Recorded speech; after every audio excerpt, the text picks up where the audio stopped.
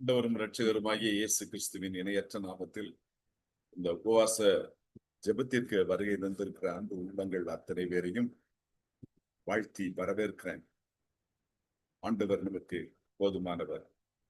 ஜெபமே ஜீவன், ஜெபமின்றி வாழ்வில்லை. 2004ஆம் ஆண்டு என்விரான்மெண்ட்டுக்காக நோபல் பரிசு பெற்ற ஒரு ப்ரொஃபசர் மாத்தாய் என்கிறவங்க அவர்களுக்கு அளிக்கப்பட்ட பாராட்டு விழாவிலே அவர்கள் சொன்னார்கள், நான் செய்தது ரொம்ப கம்மி என்பதற்கு மிக குறைவான காரியத்தை நான் செய்கிறேன் என்று சொல்வதற்காக அவர்கள் ஒரு காரியத்தை விளக்கின பொழுது ஹம்மிங் பேர்டை பற்றி சொன்னார்கள். அதாவது ஹம்மிங் பேர்டுங்கிறது சின்ன தேன் சிட்டுக்குருவி என்று சொல்வார்கள். ஒருமுறை ஒரு காடு மிகுந்த தீயினால் பாதிக்கப்பட்டது, பற்றி எரிகிறது. எல்லா விலங்குகளும் திகைத்து நிற்கின்றன. யானை, பெரிய பெரிய விலங்குகள் எல்லாம் திகைத்து நிற்கின்றன. ஆனால் இந்த சின்ன சிட்டுக்குருவி என்ன செய்தது என்றால், போய் பக்கத்தில் இருக்கின்ற ஒரு நீரோடையிலே தன்னுடைய அலகின் மூலமாக ஒரு தண்ணீரை எடுத்து அதை கொண்டு வந்து அந்த ஃபாரஸ்ட், அந்த தீயின் மேலே போட்டுவிட்டு மிக வேகமாக அன்று நின்று சென்று கொண்டிருந்ததாம். இந்த தீயை அணைப்பதற்கு அது எடுத்த முயற்சி. அப்பொழுது அந்த மற்ற மிருகங்கள் எல்லாம், நீ என்ன செய்து கொண்டிருக்கிறாய், இதன் மூலமாக உன்னால் என்ன செய்ய முடியும் அப்படின்னு சொல்லி கேட்டாங்க. கேளனம் பண்ணினார்கள். அப்பொழுது அந்த சிட்டுக்குருவி சொல்லிச்சான், I am doing the best I can. I am doing the best I can. என்னால் என்ன செய்ய முடியுமோ, என்னால் சிறப்பாக எதை செய்ய முடியுமோ நான் அதை செய்கிறேன். I am not a spectator. நான் பார்வையாளன் அல்ல, நான் பங்கு பெறுகிறேன். இன்றைக்கு நம்முடைய உலகத்தின் காரியங்கள் எல்லாவற்றையும் பார்க்கின்ற பொழுது எல்லாம் காட்டு தீ போல இருக்கிறதை நாம் பார்க்கிறோம். சில வேளைகளிலே நாம் சோர்ந்து போகிறோம். நானும் பலமுறை யோசித்தது உண்டு. எவ்வளவு பெரிய பிரச்சனைகள் தேசத்திலே, ஆலயத்திலே, திருச்சபைகளிலே, குடும்பங்களிலே எவ்வளவு பெரிய பிரச்சனைகள் தீ போல எரிந்து கொண்டிருக்கிறதே சுவாமி, வாட் ஐ கேன் டூ. ஆனால் ஆண்டவர் உணர்த்தின ஒரு விஷயம் என்னவென்றால், what we are doing is a drop. What we are doing is a drop. நாம் செய்கின்ற காரியங்கள், நான் ஜெபிக்கின்ற காரியங்கள் ஒரு துளியாக இருக்கலாம். ஆனால் 5 அப்பம் 2 மீனை 5000 பேருக்கு போஷித்த தேவன், இந்த ஒரு டிராப்பை, நாம் கொடுக்கின்ற இந்த ஒரு துளியை வைத்து அவர் பெரும் கடலாய் அந்த தீயை ஆற்ற முடியும், அந்த தீயை அணைக்க முடியும். அதனால இன்றைக்கு நாம் எடுக்கக்கூடிய இந்த முயற்சிகள், தேவனுடைய பாதத்திலே அமர்ந்து ஆண்டவருடைய சமூகத்திலே நம்முடைய தேசத்திற்காக, நம்முடைய ஊழியத்தின் எழுப்புதலுக்காக நாம் ஜெபிக்க அமருகின்ற போது நாம் செய்கின்ற காரியம் துளியை போல இருக்கலாம். It may be a drop, but God can convert this as a ocean. அவர் அதை பெரும் கடலாக மாற்ற முடியும், மாற்றுவார். அதனால இன்றைக்கு நான் எடுத்துக்கொண்ட தலைப்பு என்னவென்றால், ஜெபமே ஜீவன்.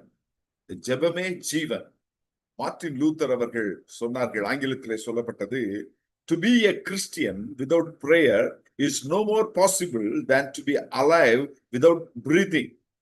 சுவாசம் இல்லாமல் ஒரு மனிதன் எப்படி வாழ முடியாதோ அதே போல ஜெபம் இல்லாமல் ஒரு மனிதன் வாழ முடியாது.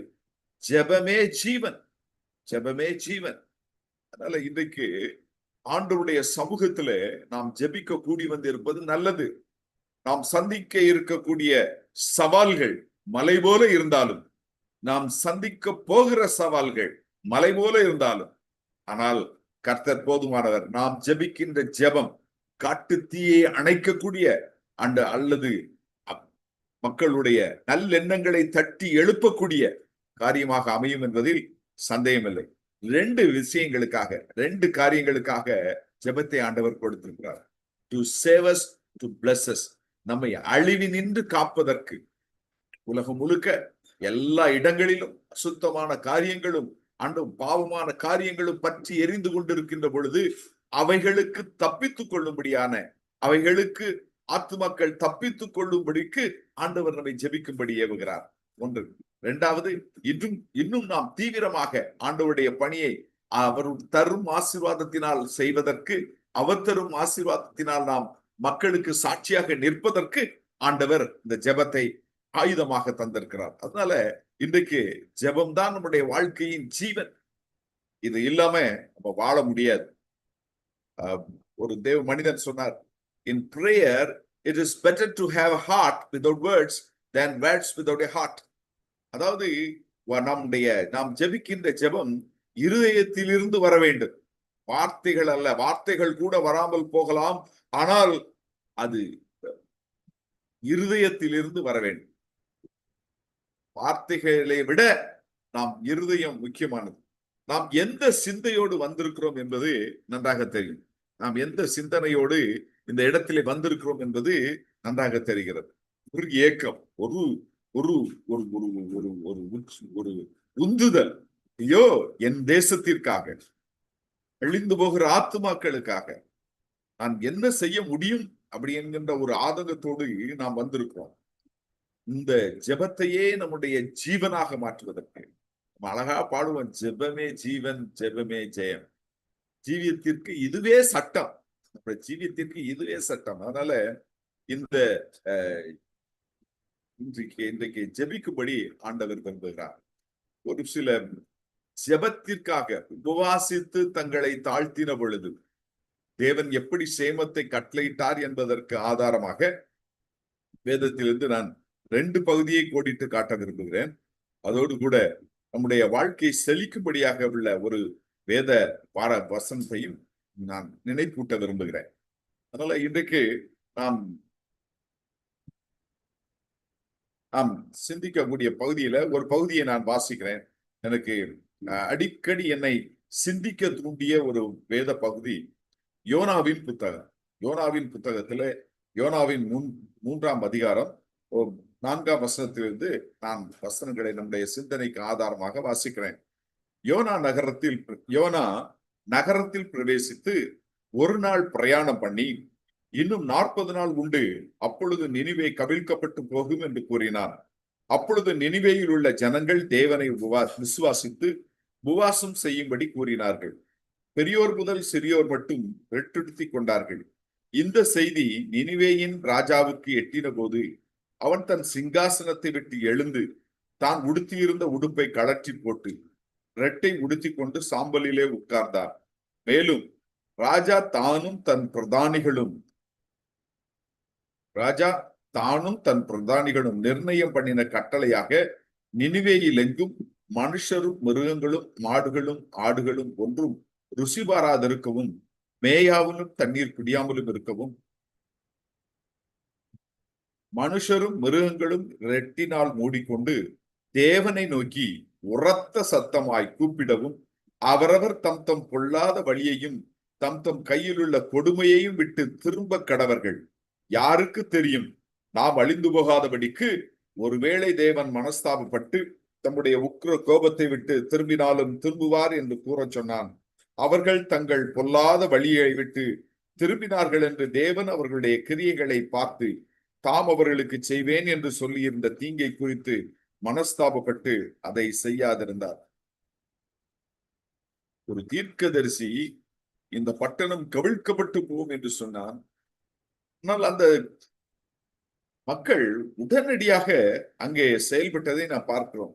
அதுல செயல்பட்ட காரியம் என்னவென்றால், அவர்கள் ரெட்டுடுத்தி சாம்பலிலே உட்கார்ந்து உபவாசித்து அவர்கள் ஜெபித்தார். ஜனங்கள் தேவனை விசுவாசித்து உபவாசம் செய்யும்படி கூறினார்கள். பெரியோர் முதல் சிறியோர் மட்டுமல்ல என்ன பார்க்கிறோம், மிருகங்கள் முதற்கொண்டு.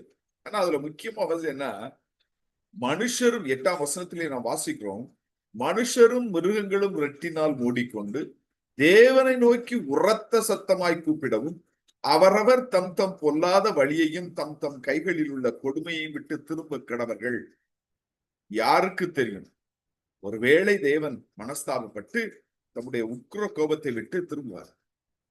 அதாவது அவர்கள் உபவாசித்த வேதத்துல, அதாவது 40 நாள்ல கவிழ்க்கப்பட்டு போகும் என்று தேவ மனிதன் தீர்க்க தரிசனம் சொல்லுகிறார். அதை கேட்ட பொழுது எனக்கு பிடித்தது நினிவேயின் ராஜா யார் என்று தீர்க்கமாக நான் படிக்கவில்லை. ஆனால் மேலும் வேதத்திலே சொல்லப்பட்ட வார்த்தைகளின் மூலமாக கிங் ஆஃப் நினிவே. இந்த கிங் ஆஃப் நினிவே என்ன சொல்றான்? எல்லாரும் சேர்ந்து ஐயா ஜெபிப்போம், எல்லாரும் உபாசிப்போம், ரெட்டுடுத்தி திரும்புதலுக்கான அடையாளம்.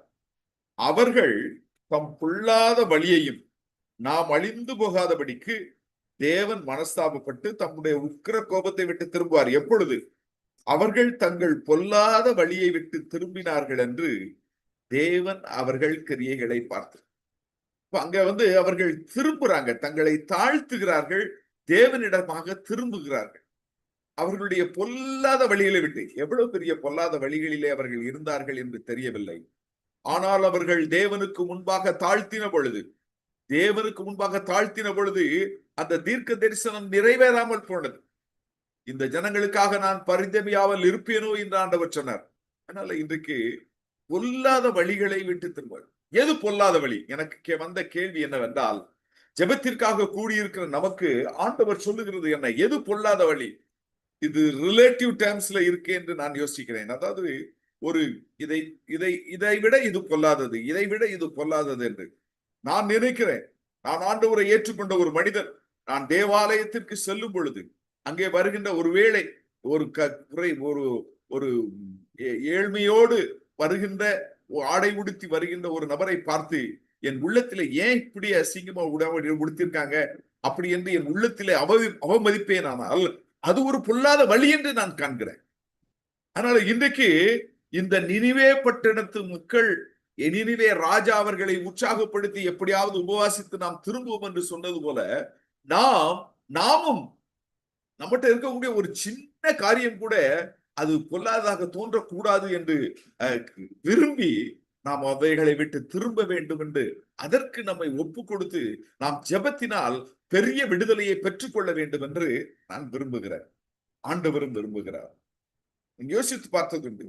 அனனியா சப்பிராள் அவர்கள் ஒரு பொய் சொன்னார்கள். அது பெரிய பொல்லாத காரியமாக எடுத்துக்கொள்ளப்பட்டது. இந்த விளைவு பகிரங்கமாக இருந்தது.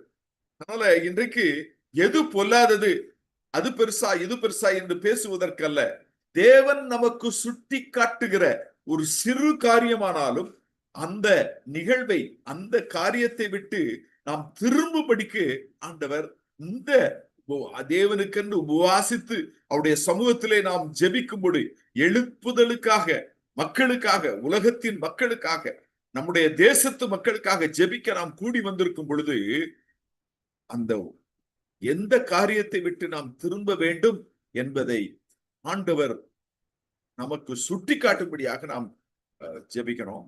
சுட்டி காண்பிக்கிற காரியத்தில் இருந்து நாம் திரும்ப வேண்டும் என்று ஆண்டவர் விரும்புகிறார். அழியாதபடிக்கு நாம் தேசத்தை காப்பாற்ற வேண்டுமானால், நாம் தேசத்தை காப்பாற்றுவதற்கு நான் திரும்ப வேண்டிய காரியம் என்ன என்பதை நாம் யோசித்து பார்க்க வேண்டும். நம்முடைய ஜெபத்தின் மூலமாக ஆண்டவர் என்னவெல்லாம் சாதிக்க முடியும் என்பதை நாம் வரும் நிகழ்வுகளிலே நாம் பார்க்க போகிறோம். ஆண்டவருடைய வழிகள் உன்னதமானவைகள். அவர் நாம் நினைப்பதற்கும் நாம் வேண்டிக் கொள்வதற்கும் அதிகமாக எதிர்பாராத, அதாவது இப்படியும் செய்ய முடியுமா என்பதற்கு என்று ஆச்சரியப்படுகிற அளவிலே நம்முடைய ஆண்டவர் அற்புதங்களாக காரியங்களை செய்கிறவர். ஆனால் இன்றைக்கு உபவாசித்து ஜெபித்து ஆண்டவருக்காக உழைக்க வேண்டும் என்ற ஆசையோடு வந்திருக்கிற நமக்கு ஆண்டவர் சொல்றது என்ன? நினிவே மட்டும்தான் பொல்லாத வழி இல்லை, உன்னிடத்தில் காணப்படுகின்ற, நம்மிடத்தில் காணப்படுகின்ற ஒரு சிறிய காரியமானாலும் சரி, அது ஆண்டவரை பின்பற்றுகிற பிள்ளைகளுக்கு அது ஒரு பெரிய காரியமாக, ஒரு பெரிய பொல்லாததாக இருக்கலாம். அதை அடையாளம் கண்டு அதை விட்டு திரும்பும்படி ஆண்டவர் இன்றைக்கு நமக்கு அழைப்பு கொடுக்கிறார்.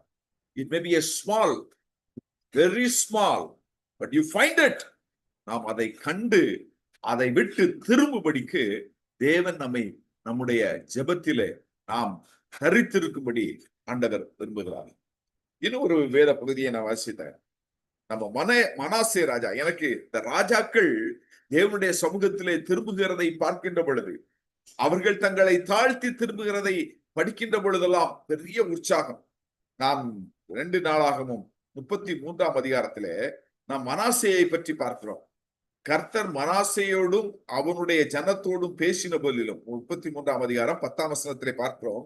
கர்த்தர் மனாசேயோடும் அவனுடைய ஜனத்தோடும் பேசின போதிலும் அவர்கள் கவனிக்காதே போனார்கள்.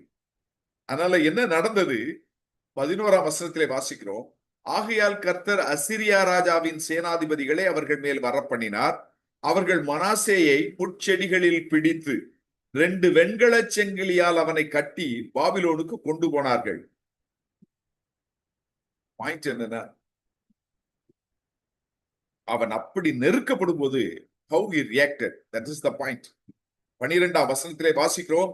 இப்படி அவன் நெருக்கப்படுகையில் தன் தேவனாகிய கர்த்தரை நோக்கி கெஞ்சி, நெருக்கப்படுகையில் தேவனாகிய கர்த்தரை நோக்கி கெஞ்சி தன் பிதாக்களின் தேவனுக்கு முன்பாக மிகவும் தன்னை தாழ்த்தினான்.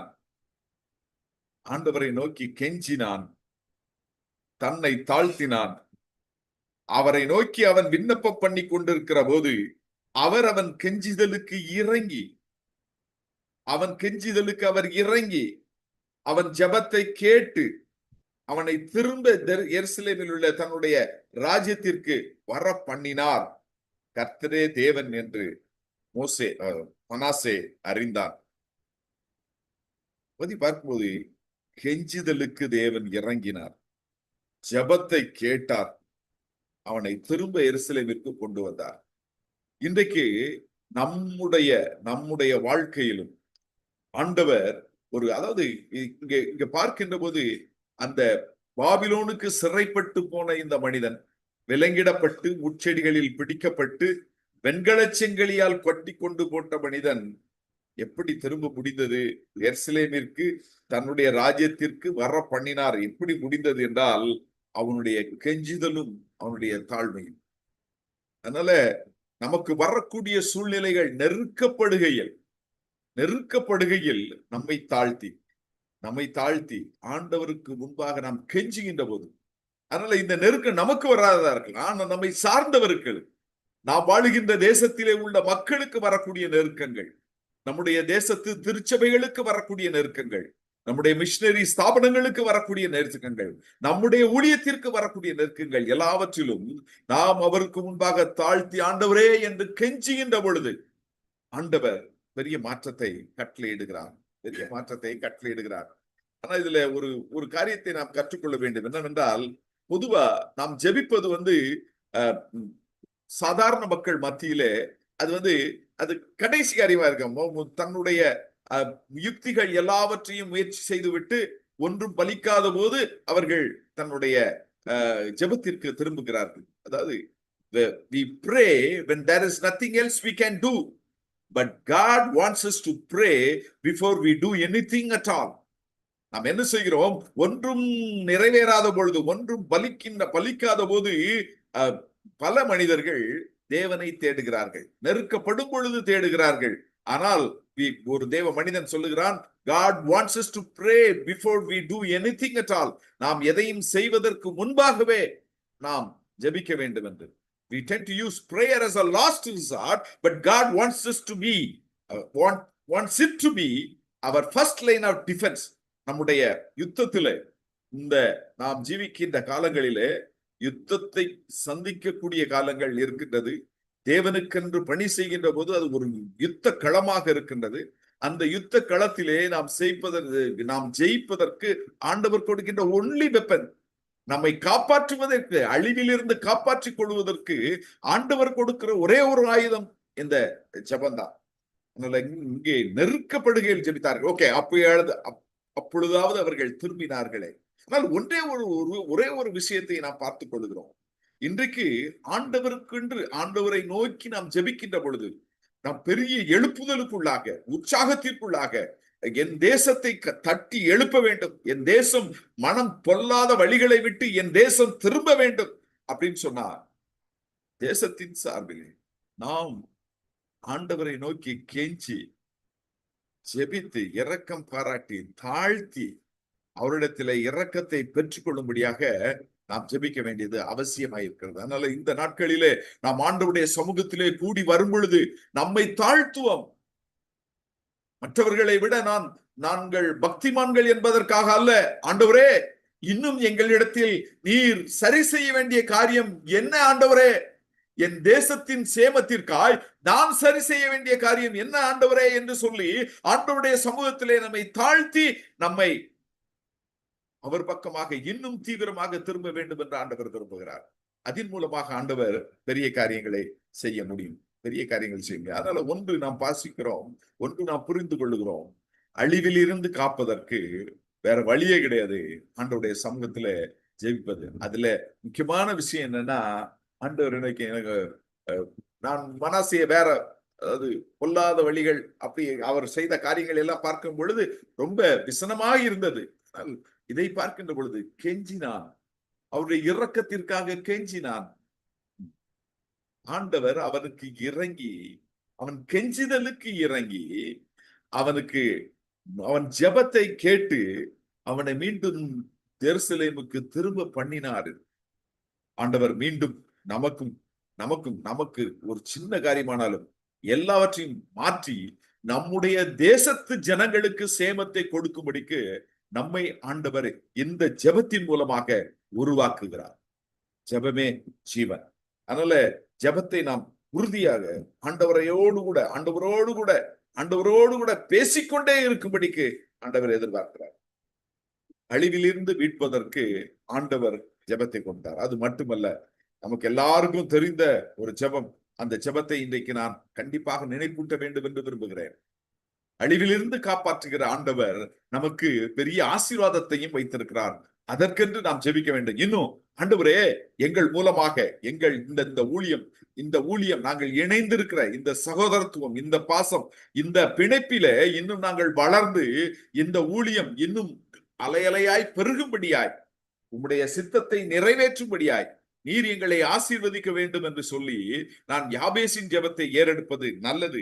யாபேசின் ஜெபம் நாம் பார்க்கிறோம்.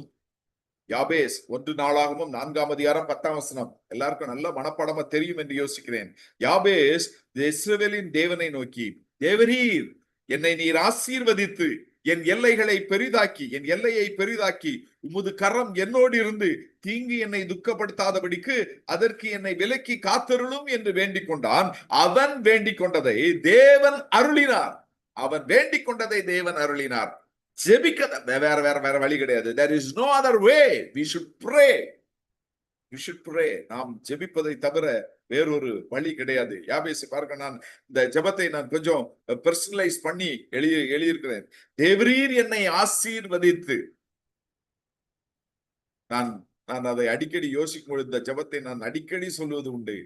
நான் சொல்லுங்களா, தேவரீர் ஆவியின் கனிகளினால் என்னை நிரப்பி ஆசீர்வதியும்.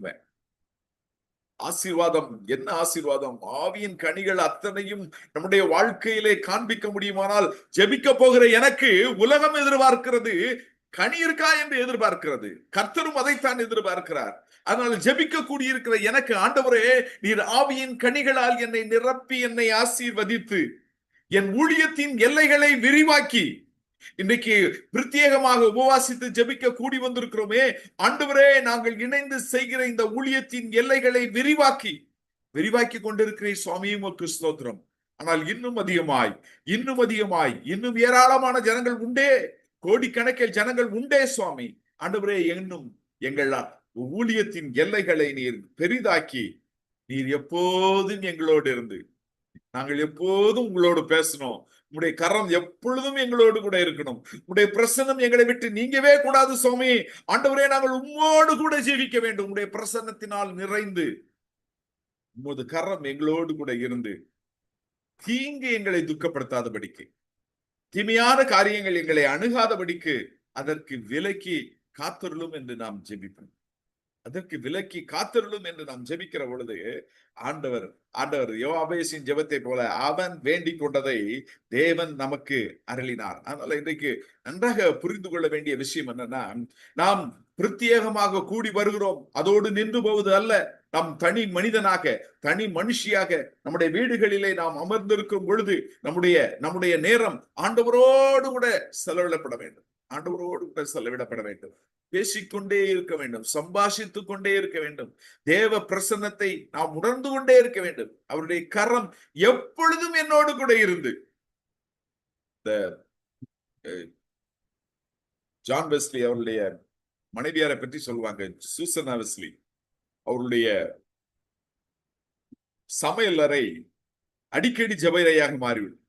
அந்த அவங்க ஃபாரின்ல வந்து அவங்க ஏப்ரான் போட்டிருப்பாங்க. அந்த போட்டு கதையை தூக்கி தலையிலே முட்காடாக போட்டுக்கொண்டு சமையல் அறையிலே வேலை செய்யும் பொழுதே அவர்கள் ஜெபிக்க ஆரம்பித்து விடுவார்கள் என்று. தேவனுடைய கரம் எப்பொழுதும் நம்மோடு கூட இருக்க வேண்டும். அதை விட நமக்கு மேல என்ன வேணும்? வேற என்ன வேணும்? ஒன்று வேண்டியதில்லை. ஆண்டவருடைய சமூகத்திலே கூடி வந்திருக்கிற நமக்கு ஆண்டவர் இன்றைக்கு நமக்கு உணர்த்துவது என்னவென்றால், நீ ஜெபிக்க கூடி வந்திருக்கிற நீ, என்னுடைய கரம் உன்னோடு கூட இருக்க வேண்டும். தேவனுடைய சமூகம், ஆண்டவருடைய அவருடைய கரம் நம்மோடு கூட இருந்து தீங்கு நம்மை துக்கப்படுத்தாதபடிக்கு. ஏன் ஆண்டவரே எனக்கு தீங்கு வரக்கூடாது? நான் உம்முடைய காரியத்தை செய்ய வேண்டும் ஆண்டவரே. நான் உமக்கென்று ஓட வேண்டும், நான் உமக்கென்று உழைக்க வேண்டும், உமக்கென்று நான் காரியங்களை செய்ய வேண்டும். ஆண்டவரே நீர் உதவி செய்யும், உதவி செய்யும், உதவி செய்யும் என்று நாம் கேட்டோம்னால் ஆண்டவர் நமக்கு அந்த கிருபைகளை தந்தருளுவார். யாபேஸ் வேண்டிக் கொண்டதை தேவன் அவனுக்கு அருளி செய்தார். அதனால இன்றைக்கு அழிவில் இருந்து மட்டும் காக்கிற தேவன் அல்ல, நெருக்கப்படும் பொழுது நாம் உபவாசித்து ஜெபிக்கும் பொழுது விடுதலை கொடுக்கிற தேவன் மட்டும் அல்ல, நமக்கு நம்முடைய எண்ணங்களை சிறையாக்கி எப்பொழுது நம்மோடு கூட இருந்து நம்முடைய எல்லைகளை பெரிதாக்கி அவருடைய ஊழியத்தை நிறைவேற்றுவதற்கும் ஆண்டவர் விரும்புகிறார். அவர் அப்படிப்பட்ட ஆசீர்வாதத்தை நமக்கு தருவதற்கு ஆண்டவர் விரும்புகிறார். ஒருவேளை நம்ம நினைக்கலாம், நான் பேசுற நான் ஜெபிக்கிற காரியங்கள் எல்லாம் ஒரு டிராப் தான் ஆண்டவரே, இந்த உலகத்துல எவ்வளவு சவால் இருக்கு ஆண்டவரே, நான் என்ன செய்ய முடியும் என்று ஒருவேளை நாம் யோசிக்கலாம். ஆனால் இங்கே யாபேஸ் ஜெபித்ததை தேவன் அருளினார். நினிவே ராஜா ரெட்டுடுத்தி தேவ சமூகத்திலே தாழ்த்தின பொழுது, அந்த ஜனங்கள் எல்லாம் உபவாசித்த பொழுது அவர்கள் மனம் மாறுதலை பெற்றார்கள், காப்பாற்றப்பட்டார்கள், அழிவிலிருந்து காப்பாற்றப்பட்டார். பொல்லாத வழியில் இருந்த மனாசே மனம் திரும்பின பொழுது தேவன் அவன் கெஞ்சுதலுக்கு இறங்கி அவன் ஜெபத்தை கேட்டு மனம் திரும்பி அவர்களுக்கு இரக்க பாராட்டி அவனை மீண்டும் திரும்ப பண்ணினார். இன்றைக்கு நம்ம செய்கிற காரியங்கள் சின்னதா இருக்கலாம், ஆனா ஆண்டவர் வந்து நாம் ஜெபத்தோடு அவருடைய கரத்தோடு இணைந்து செய்கின்ற பொழுது நம்முடைய தேசத்திலே, நம்முடைய ஊழியத்திலே ஆண்டவர் நம்முடைய ஜெபத்தை கேட்டு பெரிய காரியங்களை செய்வார். நம்முடைய உள்ளத்திலும் பெரிய மாற்றத்தை அவர் கட்டளையிடுவார். சிறிய காரியமாக தோன்றுகிற பொல்லாத காரியங்களை ஆண்டவர் நம்மை விட்டு விலக்குவார். மதர் தெரசா அவர்கள் சொன்னாங்க, நீங்க இப்படி ஒரு பெரிய ஊழியத்தை செய்றீங்களே அப்படின்னு சொல்லும்போது அவங்களும் இதே மாதிரி இந்த ஹம்மிங் பேர்ட் மாதிரி இதற்கு ஒத்ததாக ஒரு வாசகத்தை அவர்கள் சொன்னார்கள். அதை சொல்ல வேண்டும் என்று விரும்புகிறேன். What I do is a drop in the ocean, but the ocean would be less because of this missing drop. What I do is a drop in the ocean. நான் செய்கிற பணி கடலிலே ஒரு துளி, ஆனால் that ocean will be less because of this missing drop. ஆனால் இந்த துளி இல்லை என்றால் இந்த கடல் குறைவாக காணப்படும் அப்படின்னு சொல்லி ஆண்டவருடைய சமூகத்திலே நம்மை தாழ்த்துவோம். வேற வழி கிடையாது. ஜெபம் தான் நம்முடைய ஜீவன். நமக்கு மூச்சு ஓடிக்கிட்டே இருக்குன்னு ஆசைப்படுறோமா? ஆண்டவரோடு பேசிக்கொண்டே நம்மை தாழ்த்துவோம், ஆண்டவருடைய சமூகத்திலே அர்ப்பணிப்போம். அவர் கரம் நம்மை வழி நடத்தும். ஜெபிப்போமா? இன்னும் தொடர்ந்து தேவன் யுத்த களத்திலே ஜெபத்திலே நாம் இறங்கி நிற்கின்ற பொழுது தேவன் நமக்காக எப்படி யுத்தம் செய்வார், நமக்காக அவர் எப்படி மிகப்பெரிய காரியங்களை செய்வார் என்பதை தொடர்ந்து வருகிற நிகழ்ச்சிகளிலே நாம் பார்க்கலாம். இப்பொழுது நம்மை தாழ்த்தி அவருடைய சமூகத்திலே அர்ப்பணிப்போம், ஜெபிப்போம். இந்த கிருபையும் இரக்கம் நிறைந்த எங்கள் அன்பின் ஆண்டவரே, இந்த அருமையான கால வேளைக்காக உம்மை நன்றியோடு துதிக்கிறோம். தேவாதி தேவனே உம்மை ஸ்தோத்தரிக்கிறோம், எங்களை தாழ்த்துகிறோம் சுவாமி. ஆண்டவரே, நாங்கள் உத்தமர்கள் என்பதால் உம்முடைய பாதத்தில் வரவில்லை, உம்முடைய பிள்ளைகள் என்பதால் நாங்கள் வந்து நிற்கிறோம். ஆண்டவரே, உம்முடைய பாதத்தை நாங்கள் பற்றி கொள்ளுகிறோம் சுவாமி. எங்கள் குறைகள் குற்றங்கள் எல்லாவற்றையும், அது சிறிதானாக இருந்தாலும் ஒரு துரும்பு போல இருந்தாலும் அவைகளை நீர் எடுத்து போடும் ஐயா. எங்களை தாழ்த்துகிறோம்.